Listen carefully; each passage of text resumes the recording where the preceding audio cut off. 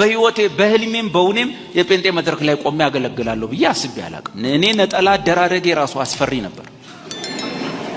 እቺን አክዬ ቀጫጫ ሆኜ ማንም የማይቀርበኝ ሰው ነበርኩ።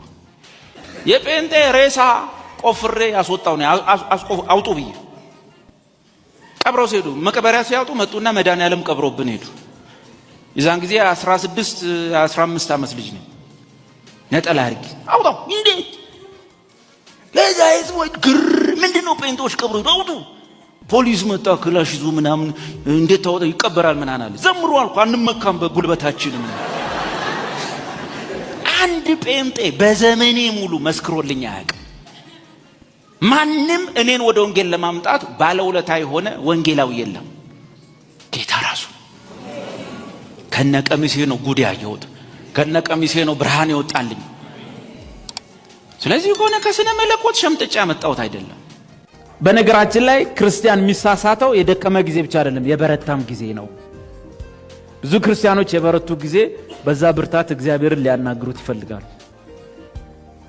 ያው መንገድ ላይ ሁሉ ነው የሚጀምሩት። ራባሱ ሻንቴና ማክራባ ጃላዲያስ ሮማንቴና ማስካፓ እግዚአብሔር እንዴት ነክ ሹ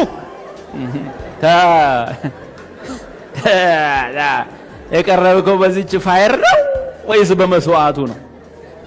የሚቀበል በሙቀት ነው? ቴምፕሬቸር ከፍ ሲል ነው?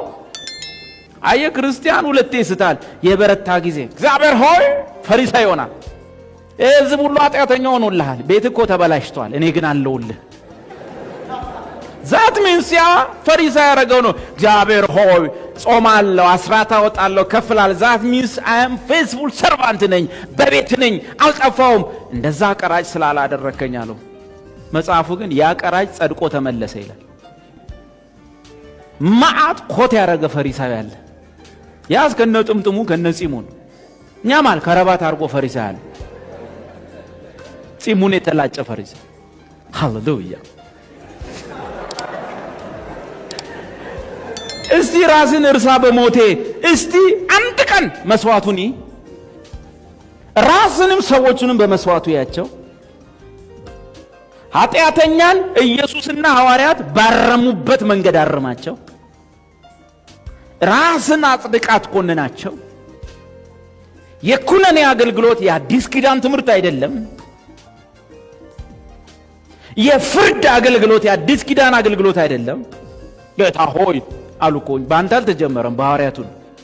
ምክንያቱም ያኔ አጋንንት አውጥቶ እንደተመለሱ ሻባቱና ማስክራባ ራላማ ጌታ ሆይ አቤት በሰማሪያ ሰዎች ላይ እሳት እንዲዘንብ ደግሞ እንጸልይ አሉ።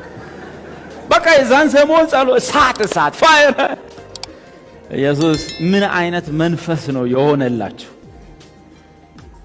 እኔ የሰው ልጆችን ላድን እንጂ ላጠፋ አልመጣሁ። ምን አይነት መንፈስ ነው የሆነላችሁ? ያ ስፒሪት ነው ብዙ ሰው ላይ በስቶ ያለው። አንድን ኃጢአተኛ ከድካሙ ለመላቀቅ ከፈለጋችሁ ስለሱ አትንገሩ፣ ስለ ጌታ ንገሩት። የተሰቀለውን ኢየሱስን ስትነግረው ያለቅሳል። ይህን ያህል ይወድሃል በለው። ጴጥሮስ እኮ ወጥቶ ያለቀሰው የሆነ ነገር ታይቶት አይደለም፣ ገሃነም ታይቶት አይደለም። ልክ ሶስተኛዋን ክደት ካደ አላቀውም ሲል በዛ ሰዓት ደግሞ ኢየሱስ ቀስ ብሎ ጴጥሮስን አየው ከርቀት። ያ ሲክድ ይሄ ሲያየው ዮሐንስ እያለው ወደ ጴጥሮስ ነው ያየው።